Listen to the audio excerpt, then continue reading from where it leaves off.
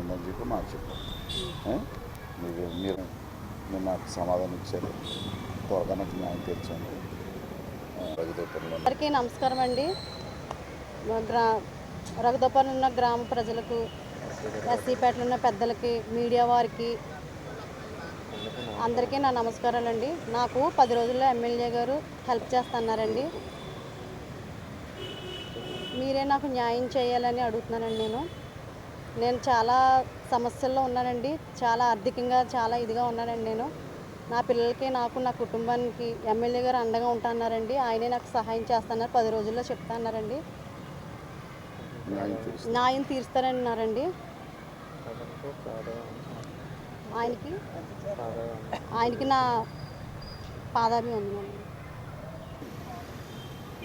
పాత్రికేయ మిత్రులకు, print and electronic media ప్రతినిధులకు, రాజమహేంద్రం ఉన్నటువంటి నాయకులకు, అలాగే రాజనగరం నియోజకవర్గ శాసనసభ్యులకు, మాజీ శాసనసభ్యులకు, అలాగే సీతనారం రఘుదేవపురం గ్రామంలో ఉన్నటువంటి ఎస్సీపేటలో ఉన్న పెద్దలకు, రఘుదేవపురంలో ఉన్నటువంటి గ్రామ నాయకులకు, పెద్దలందరికీ కూడా నా హృదయపూర్వకంగా శిరస్సు వంచి నమస్కారాలు తెలియజేస్తున్నాను.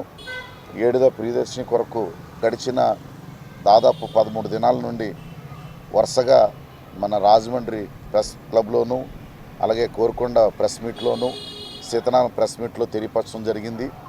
అలాగే పెద్దలందరినీ కలిసినటువంటి ఆ కోవలో నేను ఏడుద ప్రియదర్శిని తీసుకుని వెళ్ళి మన గౌరవ శాసనసభ్యులు బలరామకృష్ణ గారిని వారిని సంప్రదించినప్పుడు వారు వెంటనే లోనికి పిలిచి మాతో ప్రత్యేకంగా మాట్లాడి ఈ సమస్యను ఆదివారం లోపల 10 రోజుల్లో నేను పరిష్కరిస్తానని చెప్పి మాట ఇవ్వడం జరిగింది. మొదటిగా వారికి నేను కృతజ్ఞతలు తెలియజేస్తున్నాను. ఎందుకనంటే వారు స్పందించిన విధానాన్ని బట్టి, వారు చాలా చక్కగా మాట్లాడిన విధానం బట్టి, అలాగ స్పందించడానికి, ఇలాగూ ఈ ప్రియదర్శిని విషయంలో జరిగినటువంటి విషయంలో సహకరించడానికి పెద్దలందరూ కోఆపరేట్ చేశారు.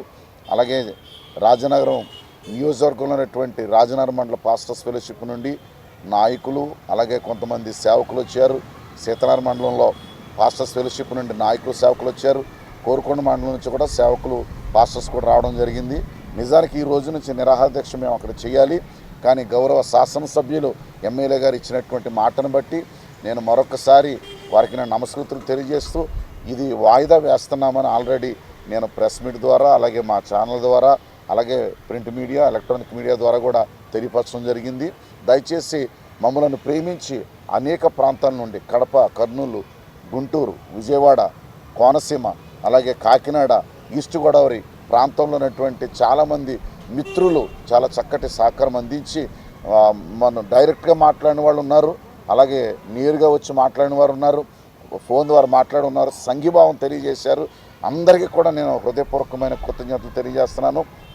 ప్రాముఖ్యంగా మీడియా ప్రతినిధులందరికీ కృతజ్ఞతలు తెలియజేస్తూ ఈ కార్యాచరణ త్వరగా ఇది పూర్తయ్యి ఆమె న్యాయం చేకూర్చి మరొకసారి పెద్దలందరికీ కూడా కృతజ్ఞతలు నేను మనస్ఫూర్తిగా చెప్పుకునే అవకాశం ఆ భగవంతుడు త్వరగా ప్రసాదించాలని, అలాగే మరి పెద్దలందరి హృదయాల్లో మరి ఈ బిడ్డ పట్ల, ఈ కుమార్తె పట్ల దేవుడు సానుభూతిని కలిగించి వారికి న్యాయం చేకూర్చేలా చేయాలని మరొకసారి వేడుకుంటూ, మరొకసారి ఎలక్ట్రానిక్ అండ్ ప్రింట్ మీడియా ప్రతినిధులందరికీ కూడా శిరస్సు వంచి నేను నమస్కృతులు తెలియజేస్తున్నాను.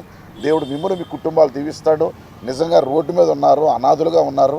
ఒకవేళ న్యాయం జరగకపోతే అక్కడ సామాన్ వేసుకొని ఆ రోడ్డు మీద నిలబడడం తప్ప వేరే గత్యంతరం లేదు. కాబట్టి దయచేసి మీరు సహకరించండి.